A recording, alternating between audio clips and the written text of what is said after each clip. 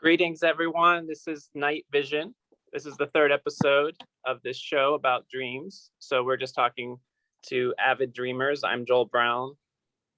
Just been dreaming all my life and always fascinated with anything related to the topic. So I've been finding people online, mostly through Twitter.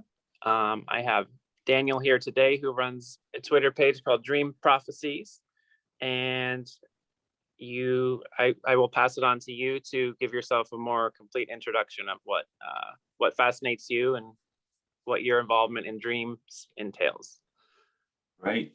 Well, thanks a lot for having me on your show. It's amazing. So yeah, my name's Dan Taylor. My website is dreamprophecies.com, and I've been interested in dreams for probably about 4 years now. Before that time, I was kind of interested in the paranormal, but not in a huge way. So eventually I had a few strange dreams that kind of woke me up to, how amazing dreams can be in general, and how they can kind of shed light on the meaning of life and death and so on. So I had a few dreams about a terrorist attack, which was in London in 2017, as well as one in Manchester. But the reason I started looking at my dream journal originally was because I had a dream of a nuclear explosion. And at the time, I kind of was a little bit worried, and I took it literally, when probably I should have taken it as a symbolic thing.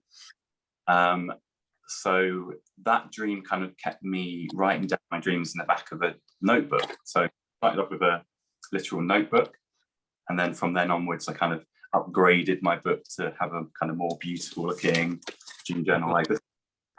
Oh, cool. So yeah, since I started having those dreams and I realized that there were things that related to my waking life that were in the dream, I began looking at my dreams in much more detail. And every time I would have a dream, I would look out for kind of signs in the waking world that would relate to my dreams. And eventually I kind of found that many of the dreams that I was having were relating to future events in my life, and were actually guiding me, actually helping me, and just see that, what we see through our eyes, the everyday waking reality may just be an illusion, if be an important one.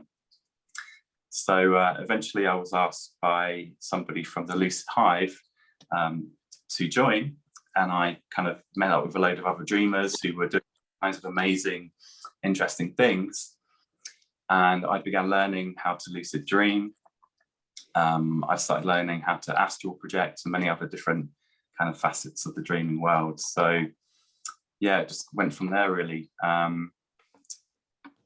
So the original dream was basically me being a city called Chester. And in the dream in Chester, I was looking over the Mersey, which is the river between Chester and Liverpool. And in that dream, I saw a big explosion. And what I came to realize was that dream was symbolic for me moving from the city of Liverpool to Chester. Eventually I realized that, not every dream we have means that, if you see a bomb go off, or if you see anything like a murder, like that, it's not necessarily a literal thing. However, I did come to have dreams later on where I would see, various things like the terror attacks in London. Many people have dreams about terrorism. Many people have dreams about violence and so on. So if you have those kinds of dreams, it does not necessarily mean that these things are going to happen in real life.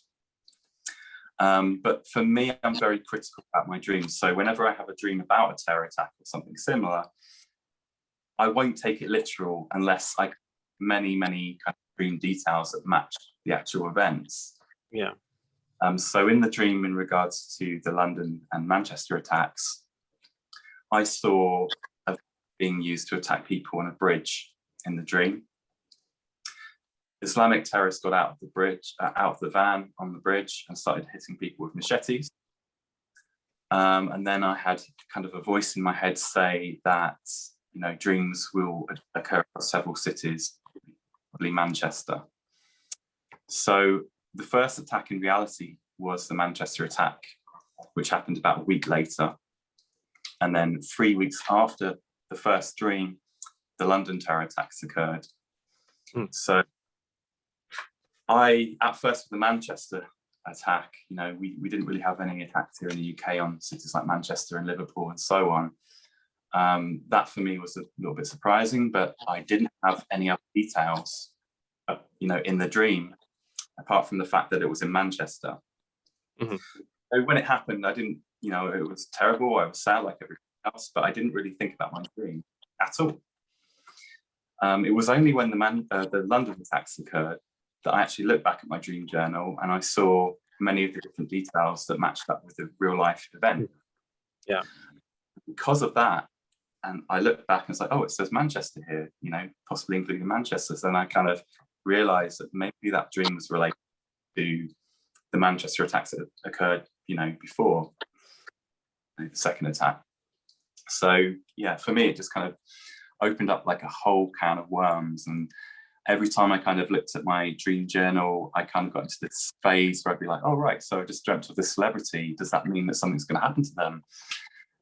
And you do wonder every time you have a dream, does it relate to the waking world? So later on, I had a dream about an actress called Joanna Lumley, who's a big famous British actress in the UK. And I kind of, I wonder if anything's happened to her. I obviously hoping that it wouldn't happen to her. I kind of looked up the news and I was like, okay, well, she's not in the news, so maybe it's not a pre-cognitive dream. And eventually, for some strange reason, I just decided, because of this dream, it's very strange, to take it further, how I was going to research it in the waking. So in the dream, I was stood on a bridge with the actress Joanna Lumley. I'd seen a skeleton in the water by a bridge.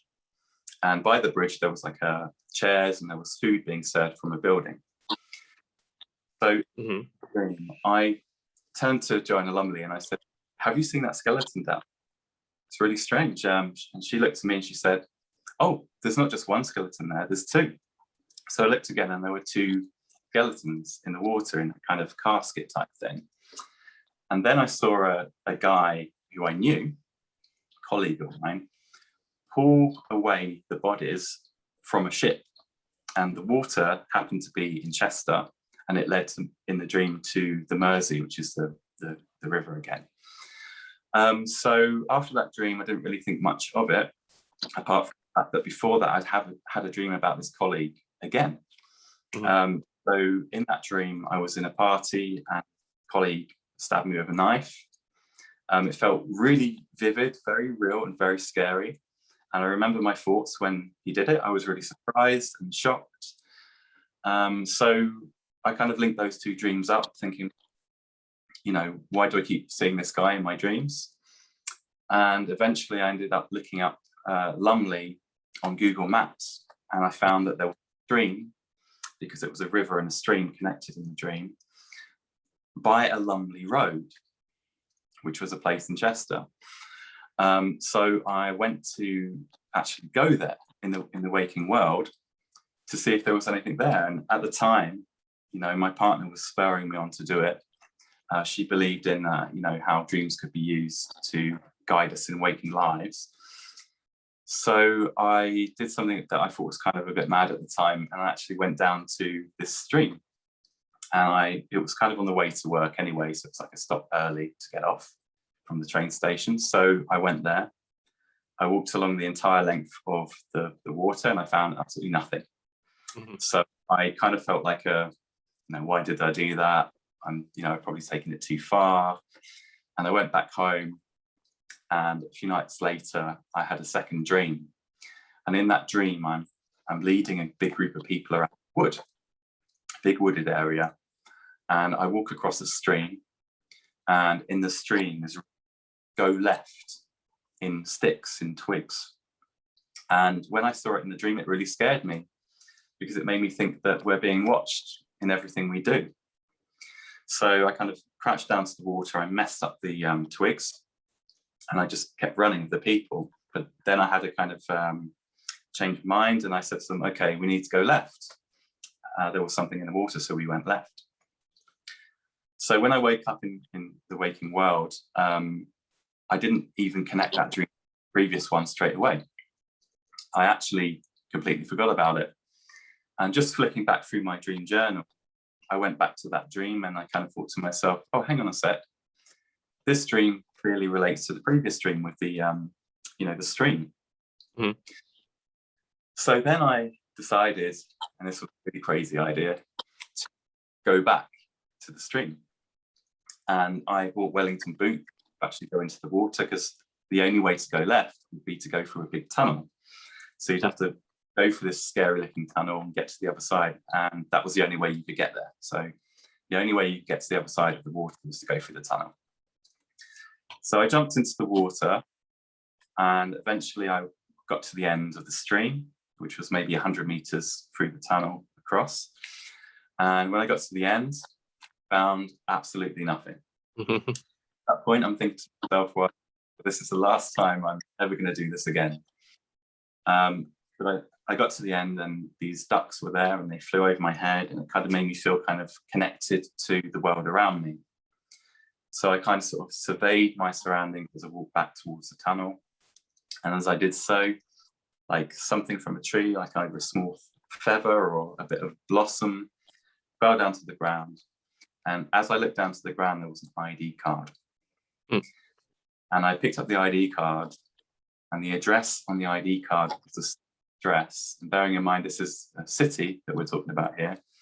It was the same number and the same street address as that colleague in my dream. So when I saw that, I was like, okay, well, it's not him, but it's somebody else, another guy. And I was a little bit freaked out by that. And I gave it to the police.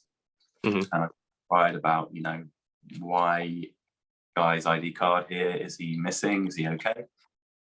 And it turned out that this guy had actually lived in the same house as my previous colleague. So it really got me interested in the dreams, and I kept looking at them and kind of wondering if every dream I had was related to this case. And then I had a second dream, a third or fourth dream, where I was in a car surrounded by people I did not know. The car was driving towards a bridge, and in the boot, we had a body that we were trying to get rid of. So in that dream, the car drives into the water, we all get out, and there was this kind of cloud formation in the sky. It was basically like these beams coming down from the sky, maybe 4 of them, which I drew in my dream journal. And when I actually went to that bridge for the first time in my life, I looked up into the sky, and if I can just find it in my journal, I'll show you. These beams, or supposed beams with a kind of wave inside, were kind of in the sky, but it was a cloud formation. And I'll just show you the. Go through it.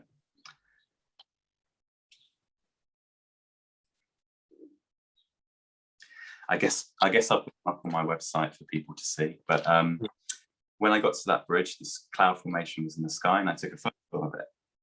And just lots of strange things started happening. So when I got to the bridge, I was using divining rods. And just when I got to the point in front of the bridge, they turned left. And when I went back, they turned right. And I've been walking up the canal for probably maybe 3 miles. And the whole time, these divining rods just went forward and back like this. And it was only when I got to that bridge that they turned left. So basically, when I got there, this green light that I could see kept flashing down into the water. And I even managed to get a photograph of that as well. But it was also strange. And I just kind of thought, well, what can I do with all of this information? I went to the police again, and I asked them about this missing person. Turned out he wasn't anything. But then, I felt that maybe, that these dreams related to two missing people. One of them was male. And in the end, I just kind of forgot about it because there was nothing I could do. I mean, what can I do? I can't dive into the water. And But then a few months later, some tourists who were in the city seen some body parts in the water, or at least they claimed to have seen it, right by that bridge. And so I found out that the police had done a big dive there, and they'd been snorkeling around trying to find body parts. And they didn't find anything in the end. So I just kept having all of these strange dreams of places I'd never seen before. I'd seen a bridge, like a railway track on top of a bridge, with a bowling alley underneath. So I tried to find that in the waking world, and eventually I used Google Maps and found a railway track with a kind of rounded arch with a bowling alley underneath. And because I knew that my dream had a house that matched that area, so Holiday Inn, there was a Novotel, and a few other different things, the river running through it, I went to this city as well, because I dreamt that there was a woman kind of buried in the banks along the river. So whenever I go to a place and actually see something that I've seen in the dream before, it kind of gives me a confirmation that there is something that I'm seeing that is real. So I've kept kind of keeping these dream logs. I've visited multiple places, and then I go there and I find that there are things in the dreams again, like, for example, a street that I went to was in London. I won't give this, but there's one building on that street that was a tall building, and in the dream there were two escalators. I'm not sure what you call them in America, lifts or elevators. Yeah. Well, escalators would be like the stairs that move, but elevators would be the boxes. So I basically had a dream about a place on this street with two elevators. Wasn't working, the other one was. And inside the building there was feces. So when I went to this building, I went inside. It turned out that the elevator on the right was actually broken. And when I walked inside, there was a big pile of feces as well. But it's another situation where I've had a kind of strange dream where I've gone to one of these places and I've found kind of matching what I call dream clues. Yeah. And then I've, not actually had the end product, which would be to try and find a body to help families, to help friends of, missing people and so on. I had another case where I dreamt of a very precise spot in a stream near where I used to live. And in the dream, there was a man's feet hanging out from underneath some water, buried. So when I actually went to this place in real life, I found a shoe right in that position, a burnt shoe. And along the entire length of the stream, I didn't find any other shoes, nothing similar, and it was only in that one point. So it's kind of like another case where I turned up somewhere and I found things that were actually in my dream. So yeah, these are the kind of main things that got me interested in sort of dreaming and people. Then I researched psychic detectives and so on, and I saw that people had similar dreams to me, but they actually went on and helped police find missing people. So I watched a heck of load of these shows. I read books by psychic detectives to kind of see if their dreams were similar to mine. Many of them were. I wanted to learn new skills to see if I could maybe kind of utilize them in the waking world to, find very specific places. Because oftentimes I'm given like a big place, like a 50-meter squared area. And, unless I've got the pinpoint location, I can't find anything. I can't go in public and with a spade start digging stuff up, because it just wouldn't be tolerated, be arrested.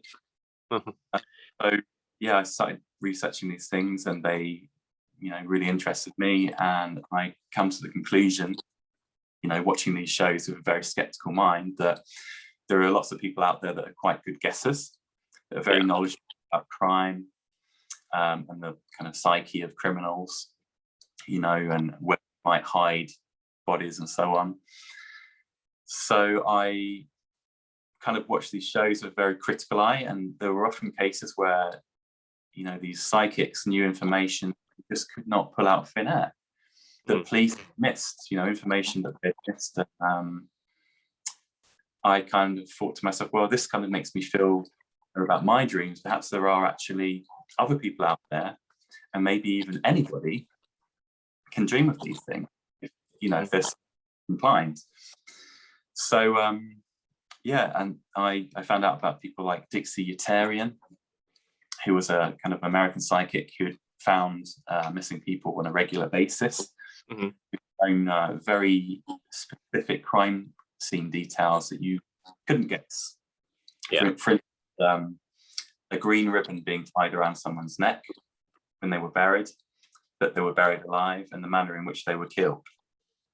And this woman was so good that when police confronted the potential murderer with the information in them, he thought he must have seen it, because the information was so credible that he thought to himself, well, there must have been a witness, so he just confessed. And when he did confess, all of these details matched up. Does your lucid dreaming play into any of this, or is that a separate adventure? When you said that you learned to do that, are most of these dreams about the people and events, are they usually lucid or not? The dreams that I've had so far have not been lucid. They've all somewhat ordinary dreams where I've seen kind of scenes, buildings, as if I'm seeing through someone's eyes. Maybe someone sat outside thing from above.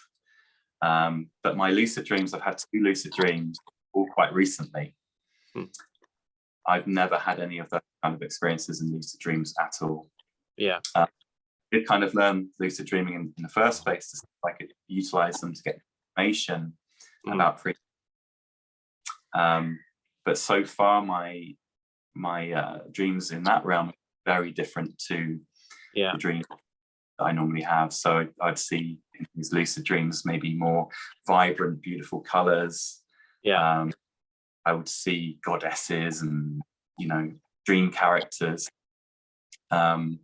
Although in the first lucid dream that I did have, I had a kind of connection with somebody that lived down south, and in the dream there was a purple building, and it was kind of like a cinema.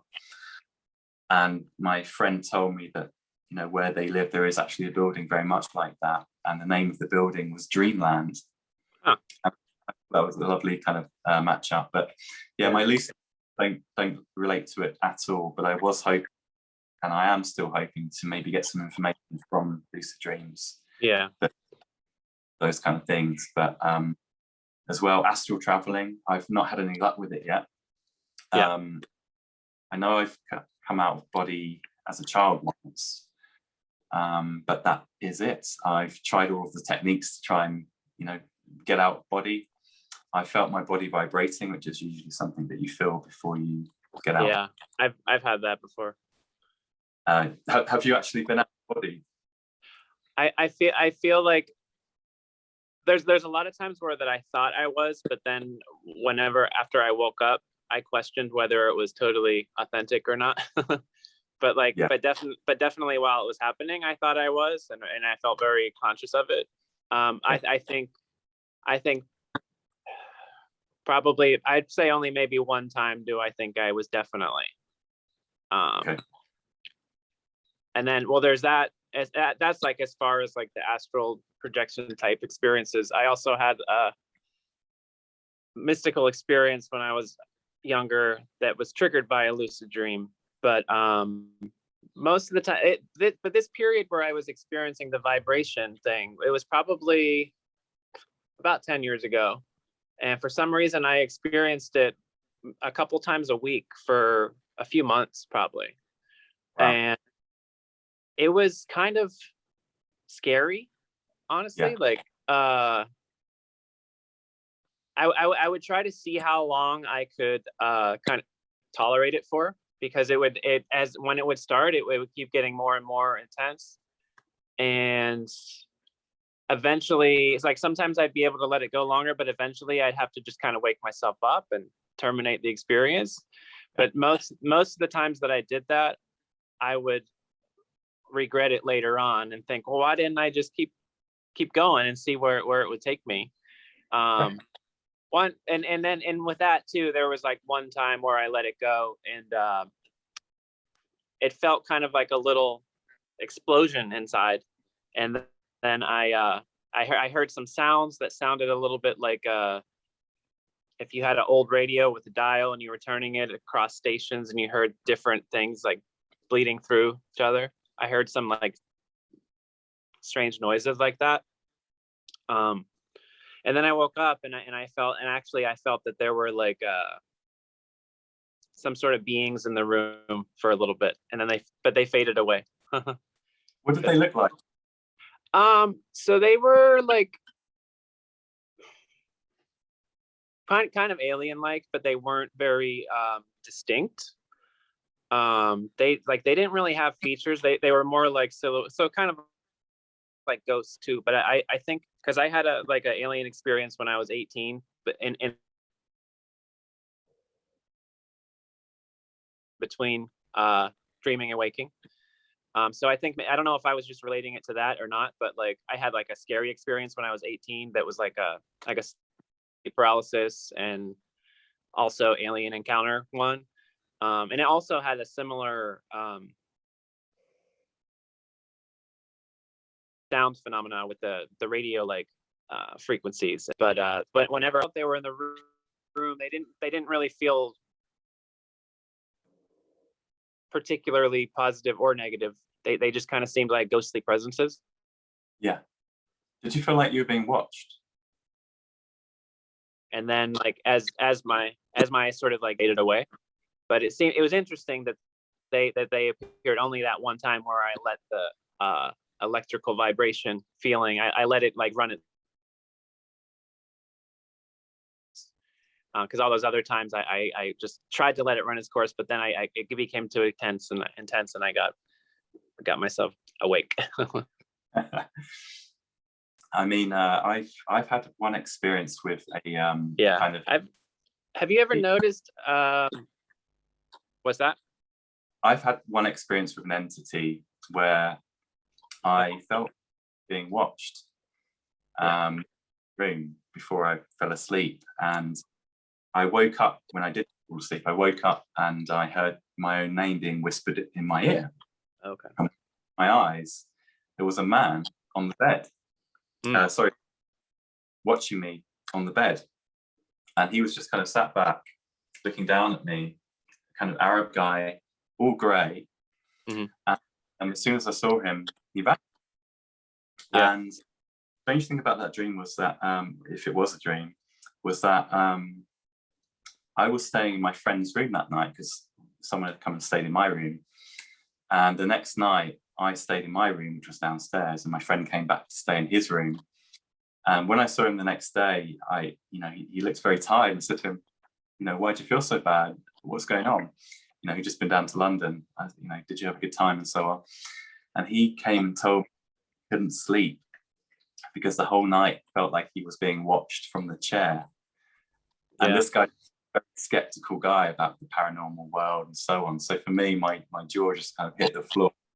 Uh-huh. But yeah, these kind of something that kind of fascinated me, because I asked myself, why was it that that location in the room, that particular room, that this experience happened to me? I'd always lived in the same house, and it was only when I stayed in that one room once that this.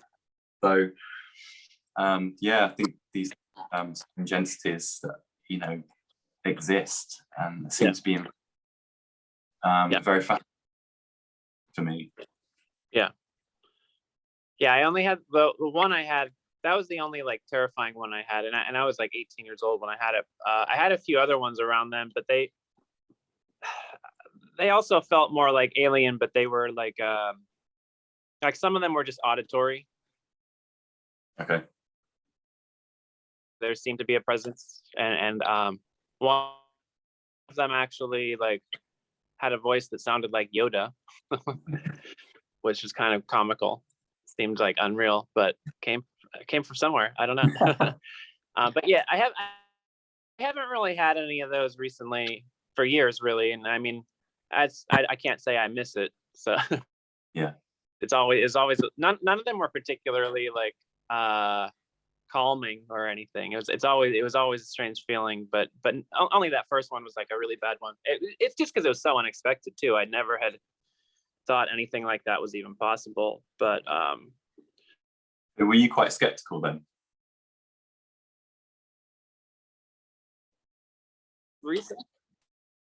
Was I skeptical? Yeah. Like I was, once it happened, I was terrified because it felt so completely real.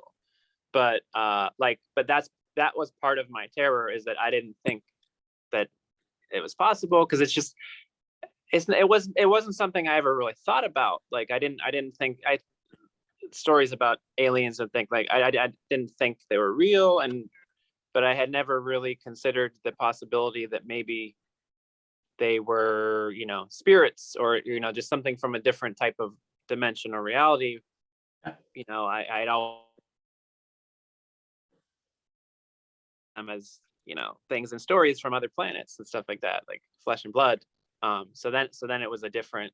But and also when it happened, I thought that I was awake because I saw my room around me, and I think maybe it was seeing it from the more like a 4-dimensional state or something, and that's why they were visible, because I thought I had woke up, and so I opened my eye, but it was in this state that seemed like neither dreaming nor waking, and I saw them, and I saw one was standing really like looking right into my eyes, and it had like pretty much like how it would look in a movie, like the big black but like kind of purplish eyes, and but the skin was more like, it wasn't smooth, it was wrinkly, and it was strange. And then there was another one standing behind it, and I couldn't move, and it felt like there was some telepathy going on, but it seemed that the that sound again of like the dials moving, it was kind of unclear, but I did hear the words "help me" in there. So Okay. I don't know, but then I woke up for real, and then I just felt very scared. Like when I first saw it, when I couldn't move, my first thought in my internal voice was just no, because it was just like something you didn't think possible, and it'd be like an atheist having like a vision of like a judging God or something, and being like, oh no, like but yeah, I don't know. I mean, most of my dreams are more positive nowadays. I mean, I still have some like scary ones, but I mean, that's a whole different, that I don't even really consider a dream per se. It's somewhere in between the realms, but like I don't know. I had another one around that same time. This was when I was in college, where it kind of felt like a similar presence of these beings, but the image that I saw in it was actually an image of Jesus. And it's strange because at the time I was I was practicing Buddhism, and Jesus wasn't something that who I was thinking about at that time. Like I grew up in a Christian home, but like in high school, I wanted to get away from that, and I was doing Buddhism and stuff, and but I had this vision of him.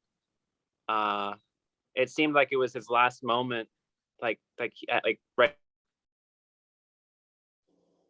he was gonna die, like he had just been killed, like there was blood and stuff, and but he had the same sort of like telepathic communication with me. Well, that's really strange, isn't it? Because you And mentioned the alien doing the same thing. yeah, and so it felt kind of like the same presence, but but in that case, he said to me just 2 words. He said, "I know," and and it's kind of a with. It's like I know. And it wasn't scary. It wasn't scary, but it also wasn't like heartwarming or anything. It was more. It felt more neutral. And at the time, since I was doing the Buddhist thing, it kind of felt more like, oh, maybe he's saying that like that's like him reaching full enlightenment or something that he knows. Like it didn't seem like he didn't seem like he was addressing it to me. It wasn't like I know what you did or something like that. You know, it was like it seemed like some bigger cosmic statement. And there was one dream that I had where an alien entity led me to kind of a scene which evidently played out in real life. And part of me wonders, you know, whether when people have religious experiences and see entities and so on, whether they are these beings that we see and that they have maybe the capabilities to project themselves to look like something else. And maybe even spirits and all of those other kind of weird and wonderful things could actually be some kind of advanced, intelligent civilization.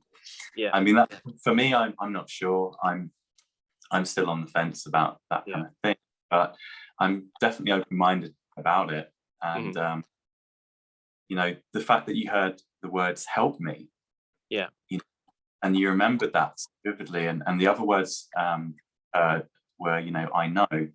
You know, maybe these are linked to missing people. Who knows? Maybe you have a dream attached to it that was trying to tell you about a location. Not that all of your dreams or my dreams are always about locations and missing people, but I think from time to time, I think people do dream of murders and so on.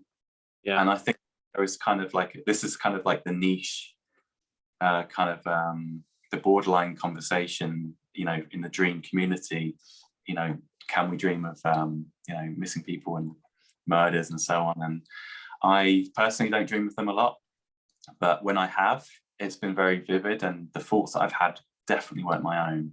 Felt like I was someone else, but the strange thing is, I felt like I was someone else, but at the same time, I felt like I was completely myself.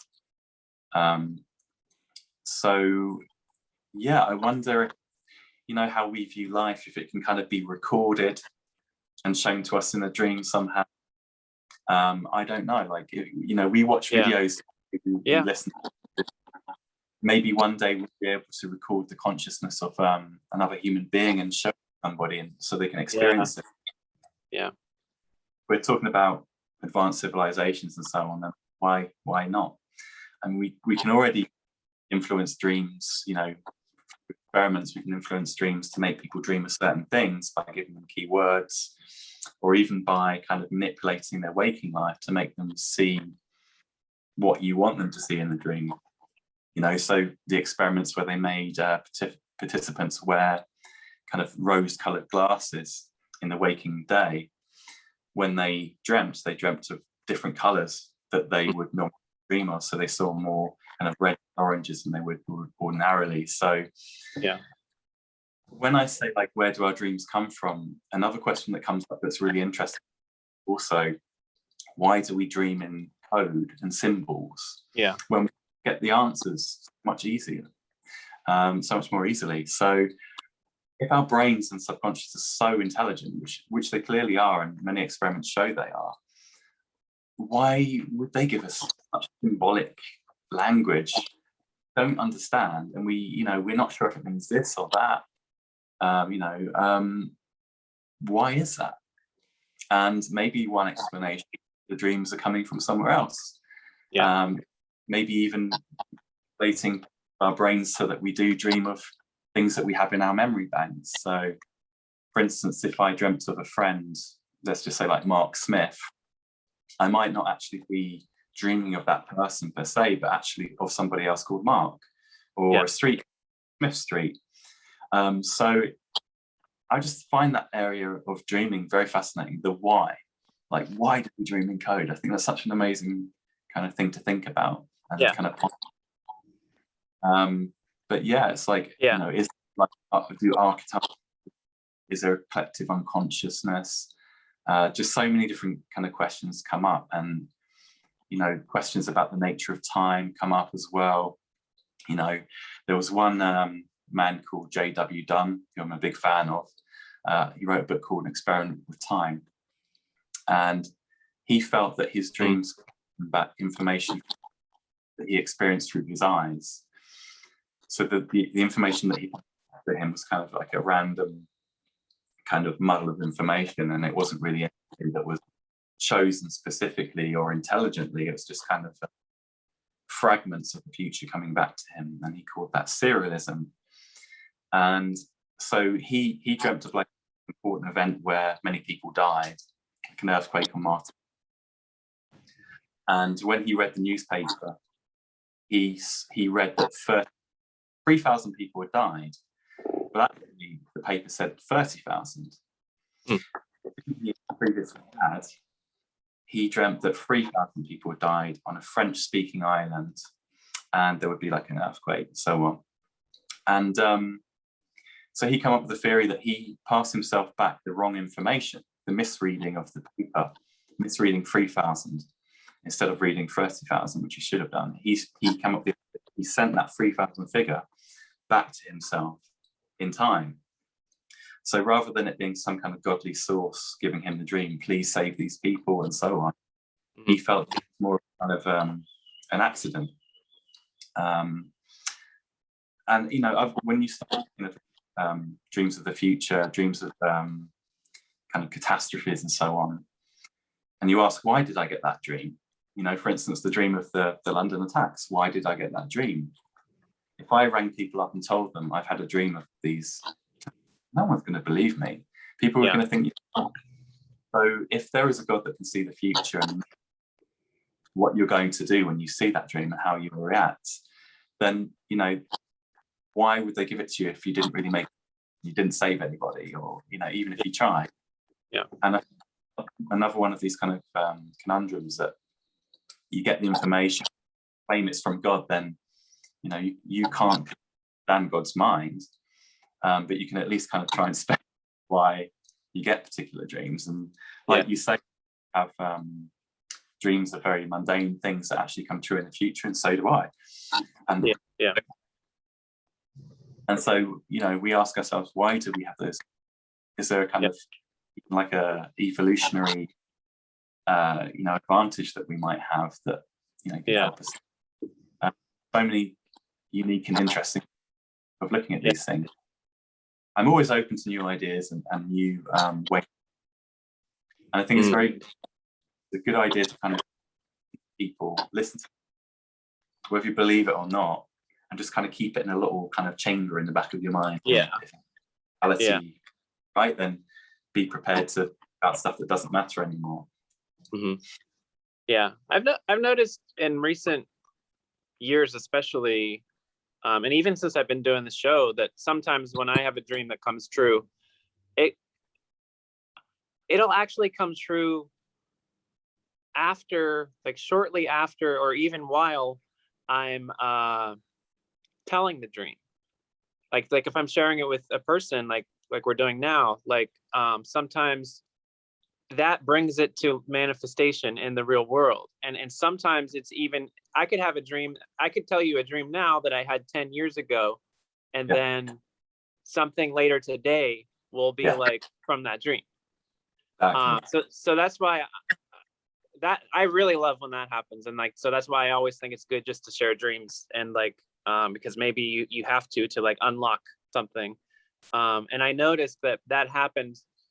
Well, the first time I did it, the first episode of the show with Juliana, she I told her a dream towards the end of our interview, and then later that night that looked just like the dream that I told her, but that dream was probably like 5 to 10 years ago that I had it. And then there was another one. I did a Zoom talk with a and I never ended up posting it because we decided we wanted to redo it because it was so long. We haven't done it yet, but still, just the fact that I was telling her about a certain dream.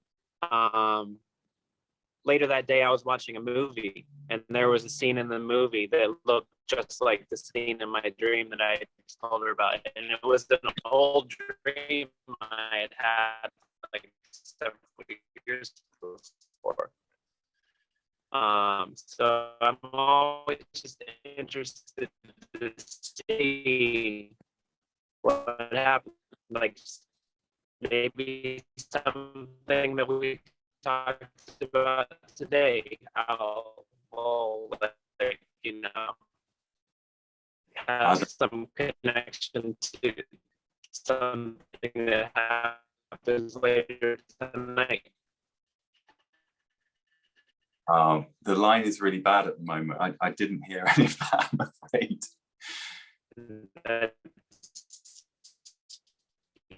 Yeah, I have a little called the phenomena. I have a few other examples of that. I actually was able to taste something. Yeah. Oh, damn.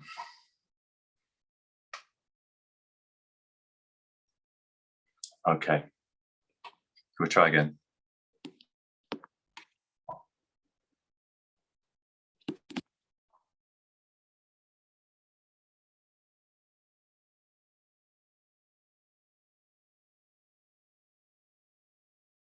Recording in progress. You there?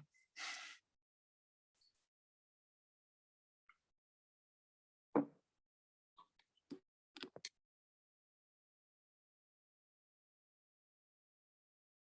think your internet's gone. Can you see me?